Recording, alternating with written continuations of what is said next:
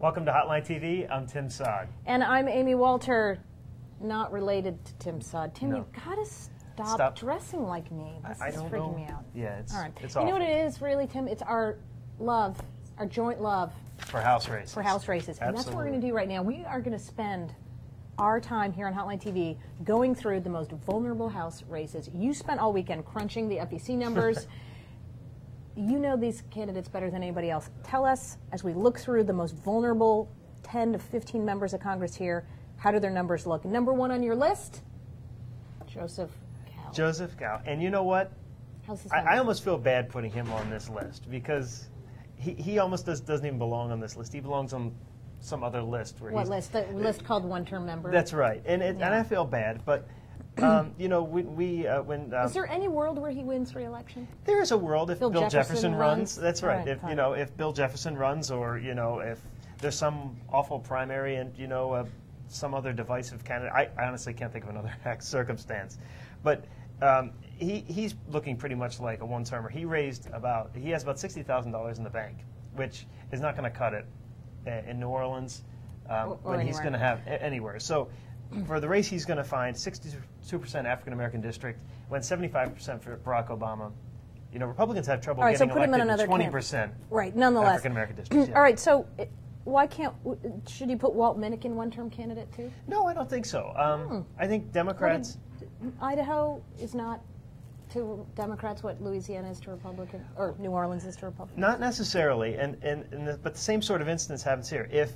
If Bill Sally runs again, Walt Minnick is looking pretty good, and if Bill Sally wins the primary, that's saying a lot. But you know, Bill Sally has previously found ways to get into very multi-candidate primaries and come out on top. He has a very loyal base.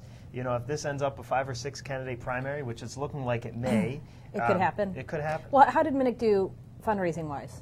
Minnick did pretty well. He raised he was not in any sort of endangered numbers. He raised $300,000, $400,000, $250,000, $300,000. And remember, he's a self-funder too. I think if he needs to, he can put some money in. I don't think money will be a problem in this race for him.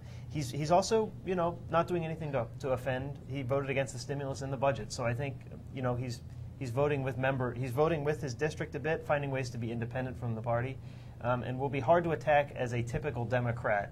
Right, in Idaho. given that. All right. Now let's look at a couple of people whose fundraising was relatively weak. I look at Mike Castle.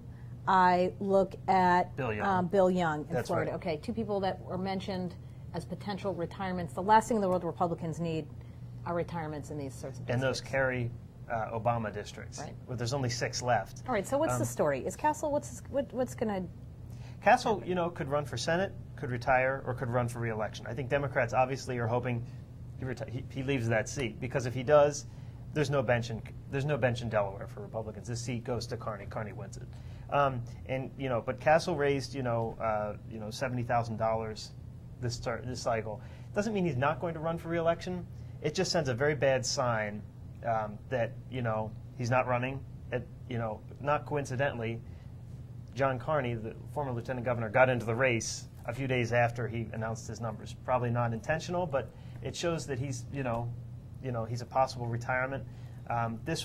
Democrats obviously hope Castle retires. There would be a very easy pickup for him if he does. And finally, Bill Young, always on the short list is. for retirements, and then he always changes his mind sometime around like the spring of the on year. So That's what's right. he going to do this time? He raised the first quarter in 2007. He raised $17,000. Everyone's like, this guy's retiring. He's not Right. serious. It's trending Democratic. President Obama won it by 5 points in 2008. This is a very ugly district for Republicans. If Bill Young, who has built up a big reputation, sort of an independent reputation, a good reputation in that district, he will win it. He would have won it. Like he always does, without any problem. Now, a Democratic state senator, Charlie Justice, has got in. He has thought about getting in before, sees the opportunity now to do so. Right. That will be a real race, even if Young stays in. Republicans don't think it's as vulnerable as Democrats do, but it'll be a race to watch in Florida. Of course, if he leaves, there's a Republican bench there. It's still very tough. difficult. Republicans don't win seats that Democrats win at the presidential level. All right, so bottom line, who came out looking better, Democrats or Republicans across the board? Only on this list, I remember our last target list in 2008, there was like 3 Republicans in the top 20. 3 Democrats, I'm sorry, in the top 20. This year, we have a mix, and it's about half and half of Democrats and Republicans in our top 15, which we're releasing. That says Democrats have a lot of McCain seats they have to defend, but there are also some targets there. Democrats haven't taken all the low-hanging fruit in the last 2 cycles. All right. Tim Sod, breaking it down. We will have so many more of these. I can't wait. I can't wait either. We'll be wearing the same. No, we'll wear different shirts. No, Tim, we'll be wearing the same. You're the boss. That's what I do. All right, until then, I'm Amy Walter. And I'm Tim Sod. Thanks for watching Hotline TV.